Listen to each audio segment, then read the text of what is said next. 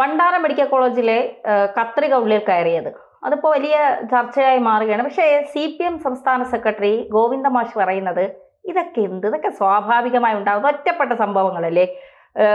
കോട്ടയത്തെ മെഡിക്കൽ കോളേജിന്റെ കെട്ടിടം ഇടിഞ്ഞു വീഴുന്നപ്പോഴും ഇതേ നിലപാട് തന്നെയാണ്. കോഴിക്കോട് അവസ്ഥ വന്നപ്പോഴും ഇതേ നിലപാട് തന്നെയാണ്. ഒരു കൊച്ചിന്റെ കൈയുടെ വളവ് കൈ ശസ്ത്രക്രിയ ചെയ്തപ്പോൾ കൈ വളഞ്ഞു പോയി, അതിനും പറയുന്നത് ഒറ്റപ്പെട്ട സംഭവമാണ്. പക്ഷെ ഇതിലൊക്കെ ഡോക്ടർമാർ പറയുന്നത് കേട്ടാൽ നമുക്ക് വല്ലാത്തൊരു അതിശയം തോന്നും. ഇവരെയൊക്കെ കരണം പോയിക്കണമെന്ന് നമുക്ക് തോന്നും. പക്ഷെ നമ്മൾ പോയിച്ചാൽ നാളെ ജയിലിൽ കിടക്കും. അതുകൊണ്ടാണ് സാധാരണക്കാർ വലിയ പ്രതികരണം നടത്താത്തത്. സത്യത്തിൽ KK ശൈലജ ടീച്ചർ എന്ന് പറയുന്ന ആരോഗ്യമന്ത്രി ആയിരുന്നു ഏറ്റവും മികച്ചത്.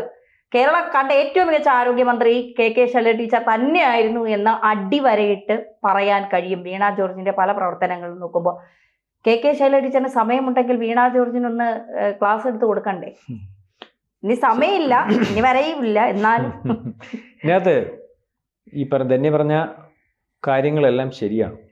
കാരണം ഒരു വീഴ്ച പോലും ഒരു ആശുപത്രിയെ സംബന്ധിച്ചിടത്തോളം അല്ലെങ്കിൽ അത്തരം ആരോഗ്യ മേഖലയിൽ സംഭവിക്കാൻ പാടില്ല.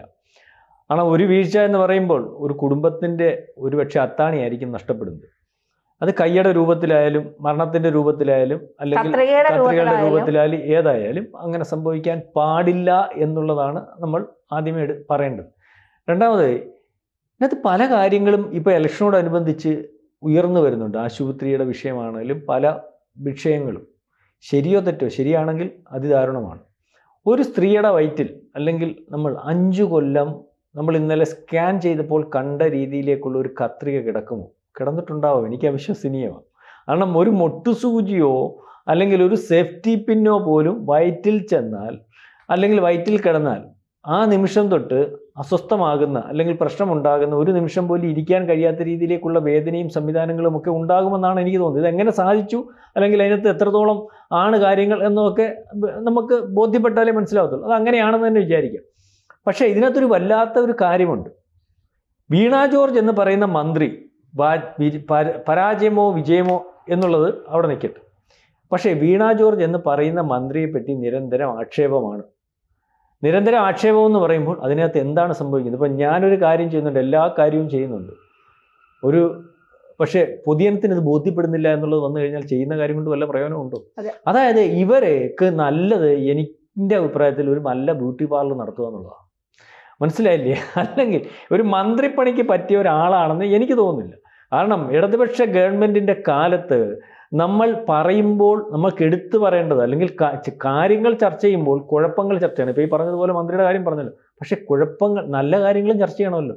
ആരോഗ്യ മേഖലയിൽ ഉണ്ടായ വ്യത്യാസം അല്ലെങ്കിൽ മാറ്റം അല്ലെങ്കിൽ സർക്കാർ ആശുപത്രി, ഈ ധർമാശുപത്രികളിൽ ഉണ്ടായ മാറ്റവും അവിടുത്തെ ചികിത്സയും അവിടുത്തെ വൃത്തിയും അവിടുത്തെ കാര്യങ്ങളും ഒക്കെ ചെറുതായിട്ട് കാണാൻ പറ്റത്തൊന്നുമില്ല.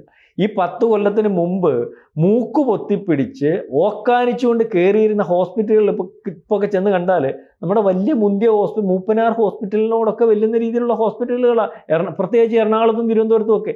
അതായത് പ്രധാനപ്പെട്ട ശസ്ത്രക്രിയകൾ, അവിടെ അവയവമാറ്റ ശസ്ത്രക്രിയകൾ വരെ നടത്താൻ പ്രാപ്തമായിട്ട് ഗവൺമെൻറ് ഹോസ്പിറ്റലുകൾ ഉരുത്തിരിഞ്ഞിരിക്കുന്നു അല്ലെങ്കിൽ വന്നിരിക്കുന്നു എന്നുള്ളത് നമ്മൾ മനസ്സിലാക്കണം. അപ്പം ആ സ്ഥാനത്ത് ഗവൺമെൻറ്റിൻ്റെ ഈ മെറിറ്റ് ഇപ്പോൾ തന്നെ നമ്മൾ മനസ്സിലാക്കേണ്ടത്, ഈ മെറിറ്റ് ജനങ്ങളിൽ എത്തിക്കേണ്ടത്. അല്ലെങ്കിൽ കുഴപ്പങ്ങളുണ്ടെങ്കിൽ ഒരു മന്ത്രി എടുത്തെന്ന് പറയുമ്പോൾ മന്ത്രി റിപ്പോർട്ട് കൊണ്ടുപോകാന്ന് പറഞ്ഞുകൊണ്ടിരിക്കുകയും അല്ലെങ്കിൽ ആൾക്കാർ വിളിച്ചാൽ ഫോൺ എടുക്കാതിരിക്കുകയും സാധാരണക്കാരടുത്ത് മര്യാദയ്ക്ക് സംസാരിക്കാതിരിക്കുകയും സാധാരണക്കാരനൊരു സംശയം ചോദിച്ചാൽ അതിനകത്ത് കൃത്യമായിട്ട് അവന് ബോധ്യമാകുന്ന രീതിയിൽ അവന് ഇഷ്ടമാകുന്ന രീതിയിൽ സംസാരിക്കുകയൊക്കെ ചെയ്യാതിരിക്കുന്നതാണ് ഈ മന്ത്രിയുടെ പ്രശ്നം. ഈ മന്ത്രിയും ഈ സജി ചെറിയാനെ പോലുള്ള മന്ത്രിമാരാണ് ഒരുപക്ഷെ ഈ ഗവൺമെൻറ് ചെയ്തിരിക്കുന്ന കാര്യങ്ങൾ ജനത്തിന് വെറുപ്പിക്കൽ ഉണ്ടാക്കുന്ന രീതിയിലേക്ക് തോന്നിപ്പിക്കുന്നത്. അതായത് ശൈലജ ടീച്ചറിൻ്റെ പ്രത്യേകത എന്തുവായിരുന്നു?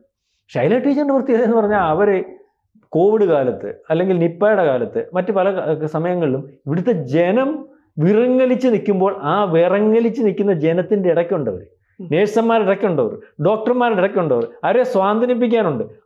അല്ലാതെ അവർക്ക് ചികിത്സിക്കാനോ അല്ലെങ്കിൽ ആൾക്കാരെ രോഗം നിർണ്ണയിക്കാനൊന്നും പറ്റത്തില്ല. ഒരു മന്ത്രി എന്ന നിലയിൽ, ഒരു ജനപ്രതിനിധി എന്ന നിലയിൽ അവരെ ആശ്രയിക്കുമ്പോൾ അല്ലെങ്കിൽ ജനത്തിന് ഒരു സ്വാന്തനം അത് വളരെ കൃത്യമായിട്ട് കൊടുക്കാൻ പറ്റിയിരുന്നു ശൈലജ ടീച്ചറിന്. അതുകൊണ്ട് തന്നെ ശൈലജ ടീച്ചർ എന്ന് പറയുന്ന ആരോഗ്യമന്ത്രിയെ അല്ലെങ്കിൽ ഒന്നാം പിണറായി സർക്കാരിൻ്റെ ഭാഗത്ത് ഉണ്ടായിരുന്ന ആരോഗ്യമന്ത്രി ഒരുപക്ഷെ അത്രയും ആരോഗ്യ മേഖലയിൽ ഈ 10 കൊല്ലത്തിൻ്റെ അത്രയും വികസനം വന്നില്ലെങ്കിൽ പോലും ജനങ്ങൾക്ക് ആരോഗ്യ മേഖലയിൽ വിശ്വാസമായിരുന്നു. കാരണം ഒരു നിപ്പ വരുമ്പോൾ ആരും അടുക്കാത്ത, അല്ലെങ്കിൽ നമുക്കറിയാലോ ചെന്നാൽ പകരുന്ന രീതിയിൽ അവരവിടെ അതിൻ്റെ അകത്ത് കോട്ട് വിട്ടുകൊണ്ട് നിൽക്കുക, അല്ലെങ്കിൽ കോവിഡ് വന്നപ്പോൾ നിൽക്കുകയാണ്. അപ്പോൾ ജനത്തിന് വലിയ വിശ്വാസം, ഒരു മന്ത്രിക്ക് നിൽക്കാമല്ലോ, മന്ത്രി ഇത്രയും അവരുടെ ജീവൻ പണയം വെച്ച് നിൽക്കുന്നല്ലോ, ജനത്തിൻ്റെ കൂടെ ഉണ്ടല്ലോ. ആ രീതിയിലേക്കുള്ള മന്ത്രിമാരും MLA മാരും ജനപ്രതിനിധികളും ഒക്കെ ഉണ്ടാവുന്നുണ്ട്. അതിനകത്ത് വീണ ജോർജിന് അല്പം ധാർഷ്ട്യമുണ്ട്. വീണ ജോർജിൻ്റെ ഒരു വികാരം, വീണ ജോർജ് താഴെ ശൈല ടീച്ചറിൻ്റെ കൂട്ടൊന്നും വന്ന ആളല്ല. ശൈല ടീച്ചർ താഴെ SFIയോ അല്ലെങ്കിൽ DYFIയോ പാർട്ടിയോ സംവിധാനം കൊണ്ടൊക്കെ വന്ന.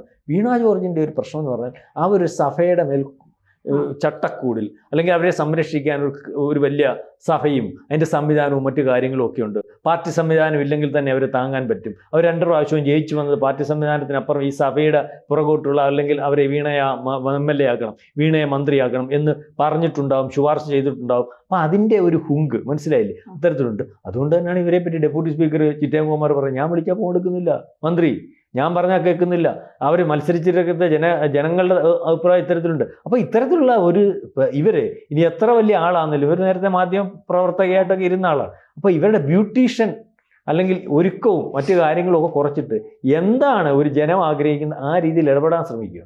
കാരണം ഇവിടുത്തെ ജനങ്ങൾക്ക് പ്രയോജനപ്രദമായ രീതിയിൽ ആരോഗ്യ മേഖലയും അല്ലെങ്കിൽ മറ്റ് പല അല്ലെങ്കിൽ വിദ്യാഭ്യാസ മേഖലയും ആ റോഡിൻ്റെ കാര്യത്തിലെ മറ്റെല്ലാ കാര്യത്തിനകത്തും ഈ പറയുന്ന സതീശൻ ഉൾപ്പെടെ, സതീശൻ പറയും ഞങ്ങൾ വന്നാൽ അങ്ങ് മാറ്റുമെന്ന്. നിങ്ങൾ വന്നാൽ ആ പഴയ 10 കൊല്ലത്തിന് അപ്പുറമുള്ള ആശുപത്രിയിലേക്ക് മാറ്റാനാണെങ്കിൽ ഇവിടുത്തെ ജനം വലഞ്ഞു പോകും. മനസ്സിലായില്ലേ? മാറ്റം എന്നൊക്കെ പറയുമ്പം അവരുടെ സ്കൂളിന്റെ മാറ്റവും ആരോഗ്യ മേഖലയിൽ സതീശന്റെ മാറ്റം സാറിന് മനസ്സിലായില്ല. മുസ്ലിം ലീഗിന്റെ ആശുപത്രികളിൽ കുറച്ചുകൂടെ മാറ്റം വരും, പ്രവർത്തനങ്ങളിൽ കുറച്ചുകൂടെ മാറ്റം വരുത്തും എന്ന് വെച്ചാൽ ഇതെല്ലാം ചവിട്ടി തേച്ചിട്ടാലല്ലേ ഇതുപോലെ മുതലാളിമാരുടെ കിംസ് പോലെയുള്ള അല്ലെ മറ്റ് പോലെയുള്ള ഹോസ്പിറ്റലുകളിൽ ഡെവലപ്മെന്റ്സ് ഉണ്ടാകത്തുള്ളൂ. അല്ലെങ്കിൽ അത്തരത്തിൽ സ്കൂൾ കോളേജുകൾ, ഈ സർക്കാർ സ്കൂളുകൾ ചവിട്ടി തേച്ചാലല്ലേ മറ്റ് സ്കൂളുകൾക്ക് ഉയർച്ച ഉണ്ടാകാൻ പറ്റത്തുള്ളൂ, അല്ലെങ്കിൽ മാനേജ്മെന്റ് സ്കൂളുകൾ കാശുണ്ടാക്കുന്നത്. ആ രീതിയിലേക്കുള്ള ഒരു മാറ്റമായിരിക്കും പുള്ളി ഉദ്ദേശിക്കുന്നത്. ആ രീതിയിലേക്കുള്ള മാറ്റം ഉണ്ടാകാതിരിക്കുന്നതിന് വേണ്ടി 10 കൊല്ലമായിട്ട് ഇവിടെ കറണ്ട് കട്ടെന്ന് പറയുന്ന സാധനമില്ല. നമ്മൾ എത്ര പറയുമ്പോൾ അറിയത്തില്ല, പിള്ളേർക്ക് അറിയത്തില്ല കറണ്ട് പോകുമെന്ന്. നമ്മുടെ കുഞ്ഞു പിള്ളേർക്ക് അറിയത്തില്ല. 10 വയസ്സ് പ്രായമുള്ള പിള്ളേർക്കൊന്നും കറണ്ട് അവർ വിചാരിക്കുന്ന എപ്പോഴും കത്തിയിരിക്കുന്ന സാധനമാണ്. അതിന് മുമ്പുള്ള സമയങ്ങളിൽ അങ്ങനെ ആയിരുന്നു. അപ്പം ഇതിനകത്ത് നമ്മൾ പറയേണ്ട കാര്യങ്ങളെന്ന് പറഞ്ഞാൽ ഈ ആരോഗ്യ മേഖലയിലെ ഏറ്റവും വലിയ കുഴപ്പം വീണ ജോർജ് തന്നെയാണ്. ഈ വീണ ജോർജ് എന്ന് പറയുന്ന ഒരു മന്ത്രി എങ്ങനെ ഉണ്ടായി എന്നുള്ളത് ശരിയായിട്ട് വിശകലനം ചെയ്യുക. സഭ ഉണ്ടായിട്ട് ഒരുപക്ഷെ സഭ അവർക്ക് ശുപാർശ ചെയ്ത് ഒരു സീറ്റ് കൊടുത്തെന്ന് വെച്ചാൽ തന്നെ സാധാരണ ജനങ്ങളുടെ ഇടയിൽ നിന്ന് അവരുടെ മാൻഡേറ്റ് മേടിച്ച് ജയിച്ച് MLA ആയി ഭൂരിപക്ഷം ഉണ്ടായി, ഒരു മന്ത്രിസഭ ഉണ്ടായി. ആ മന്ത്രിസഭയ്ക്ക് മുഖ്യമന്ത്രി ആരോഗ്യമന്ത്രി ആക്കിയതാണ്. അപ്പോൾ അവർ ജനങ്ങളുടെ താല്പര്യം അനുസരിച്ച്, പ്രത്യേകിച്ച് ഒരു കമ്മ്യൂണിസ്റ്റ് മന്ത്രിസഭയ്ക്കകത്ത് വന്ന ഒരു മന്ത്രിക്ക് ഒരു പ്രത്യേകതയുണ്ട്. ഏറ്റവും ജനം താല്പര്യപ്പെടുന്നത് ഏറ്റവും കൂടുതൽ ജനങ്ങളുമായിട്ട് ഏറ്റവും അടുപ്പത്തിൽ ഇഴുകിച്ചേരുന്ന ഒരാളായിരിക്കും ഒരു കമ്മ്യൂണിസ്റ്റ് മന്ത്രി എന്ന്. അതേ രീതിയിൽ മുൻ മന്ത്രിയോട് സമീപിച്ചും അവരുടെ സമീപനവും അതിനെക്കാട്ടി വലിയ ഒരു സമീപനത്തിന് വേണ്ടി മാനസികമായിട്ട് നിൽക്കുന്ന ജനമായിരിക്കും ഉള്ളത്. അവർക്ക് അതിന് അപ്പുറമുള്ളൊരു പകരം ഇവർ ഫോണെടുക്കാതെയും അല്ലെങ്കിൽ ധാഷ്ട്യം കാണിച്ചും റിപ്പോർട്ട് എന്ന് പറഞ്ഞുകൊണ്ട് നിൽക്കുകയും അല്ലെങ്കിൽ വലിയ വലിപ്പത്തിൽ വർത്തമാനം പറയുകയും എന്നെ അടുത്ത് വന്നാൽ ഞാൻ എന്താണ്ടൊക്കെ കാണിക്കും എന്നുള്ള രീതിയിലൊക്കെ പറഞ്ഞാൽ ഈ രീതിയിലൊക്കെ ഒരു ആക്ഷേപം ഉണ്ടാവും. അതുകൊണ്ട് വീണ ജോർജ് എന്ന് പറയുന്ന മന്ത്രി വളരെ കൃത്യമായിട്ട് ജനങ്ങളുടെ ഇടയിൽ മാറേണ്ടതായിട്ടുണ്ട്, ജനങ്ങളുടെ താല്പര്യം അനുസരിച്ച് നിൽക്കേണ്ടതായിട്ടുണ്ട്. സിസ്റ്റമല്ല മാറേണ്ടത്. ഇപ്പം പറഞ്ഞല്ലോ പ്രശ്നങ്ങൾ. ഒരു താലൂക്ക് ഹോസ്പിറ്റലിൽ മിനിമം 2500-3000, എൻ്റെ അടൂർ താലൂക്ക് ഹോസ്പിറ്റലിൽ തന്നെ 3000 OP ഒരു ദിവസം വരുന്നുണ്ട്. ഒരു ഹോസ്പിറ്റലിലെ കാര്യം പറഞ്ഞു. ഈ 3000 OP വരുമ്പോൾ നമ്മൾ പറയത്തില്ലേ, ഇപ്പം 100 ഒരു വീട്ടിൽ നമ്മൾ സാധാരണ മനുഷ്യൻ പ്രസവിക്കുമ്പോൾ ചിലപ്പോൾ ഒരു കുഞ്ഞ് ആവത്തില്ല, ചിലപ്പോൾ ഒരു കുഞ്ഞ് എത്തും. 100 ആട് ഒരുമിച്ച് നിൽക്കുന്നിടത്ത് ഒരുപക്ഷെ ദിവസവും 10-12 ആട് മരിക്കും. 6 ആട്ടുകുഞ്ഞുങ്ങളുണ്ട്, അല്ലെങ്കിൽ ആട് പ്രസവിക്കും. ചിലപ്പോൾ ഒരു ആട് പ്രസവിക്കുന്ന കുഞ്ഞിയാവും എന്ന് പറഞ്ഞാൽ ഇതുപോലെ വരികയാണ് കണ്ടമാനം. ഡോക്ടർമാരുടെ കുഴപ്പം കൊണ്ടല്ലാതെയും അനാസ്ഥ കുറവുകൊണ്ടും ഒക്കെ സംഭവിക്കാം. അപ്പം അതൊക്കെ സംഭവിക്കാതിരിക്കുന്നതിന് വേണ്ടി അത്തരത്തിൽ ഇടപെടണം. അതായത് ഒരു കാര്യം, ജനം കൂടുതൽ താലൂക്ക് ഹോസ്പിറ്റലുകളെയും ഗവൺമെന്റ് സംവിധാനത്തെയൊക്കെ ആശ്രയിക്കുമ്പോൾ ഇതുപോലെ അപകടങ്ങൾ വരാനുള്ള സാധ്യത കൂടുതലുണ്ട്. പക്ഷെ വരാതിരിക്കുന്നതിന് വേണ്ടി ശ്രമിക്കണം. അല്ലെങ്കിൽ വന്നു പോയിട്ടുണ്ടെങ്കിൽ ആ വൈകാര്യത ശരിയായ രീതിയിൽ അവരുടെ ഒരാൾക്കൊരു മരണം സംഭവിച്ചാൽ ആ കുടുംബത്തിന്റെ വൈകാര്യതയിൽ ഒരു മന്ത്രി എന്നുള്ള രീതിയിൽ അവരുടെ അതിനകത്ത് ഇറങ്ങിച്ചെന്ന് അവരെ സ്വാന്തനിപ്പിച്ച് അതിനകത്തെ കുഴപ്പങ്ങൾ അവരെ ബോധ്യപ്പെടുത്തിയാൽ തീരുന്ന പ്രശ്നങ്ങളേ ഉള്ളൂ. മനസ്സിലാക്കുന്ന പ്രശ്നങ്ങൾ. ഇതിന് എവിടെയെങ്കിലും നിന്ന് ഗോഷ്ഠി കാണിച്ചാൽ, ഞാൻ ഈ നേരത്തെ പറഞ്ഞതുപോലെ ഒരു ബ്യൂട്ടി പാർലർ സംസ്കാരത്തിൽ നിന്നാൽ ഈ രീതിയിലുള്ള കുഴപ്പം വരും. ഇപ്പോഴും ശൈലജ ടീച്ചറിൻ്റെ പിറകിൽ ജനമുള്ളതെന്ന് പറഞ്ഞാൽ അവരേതവസരത്തിലും ഇവിടുത്തെ സാധാരണക്കാരൻ്റെ കൂടെ ഉണ്ടായിരുന്നു, അവരുടെ താല്പര്യത്തിനനുസരിച്ചുണ്ടായിരുന്നു, അവരുടെ വേദനകൾ ഒപ്പാനുണ്ടായിരുന്നു. അവരൊരു കൃത്യം ആരോഗ്യ വകുപ്പിന് വേണ്ടപ്പെട്ട ഒരു മന്ത്രിയാവുന്നു. അപ്പോൾ അവർ എന്ത് ചെയ്തിരുന്നു എന്നുള്ള കാര്യം പഠിക്കുന്നതോ അവരോട് ചോദിച്ച് മനസ്സിലാക്കുന്നതോ, അല്ലെങ്കിൽ ധന്യ പറഞ്ഞതോ അവരുടെ കയ്യിൽ നിന്ന് ഒരു ക്ലാസ് എടുക്കുന്നതോ ഈ പറയുന്ന വീണ ജോർജ് എന്ന് പറയുന്ന മന്ത്രിക്ക് നന്നാവും. കൂടുതൽ വാർത്തകളും വിശേഷങ്ങളും നിങ്ങളിലേക്ക് എത്താൻ ABC മലയാളം സബ്സ്ക്രൈബ് ചെയ്യുക, ബെൽ ബട്ടണും അമർത്തുക.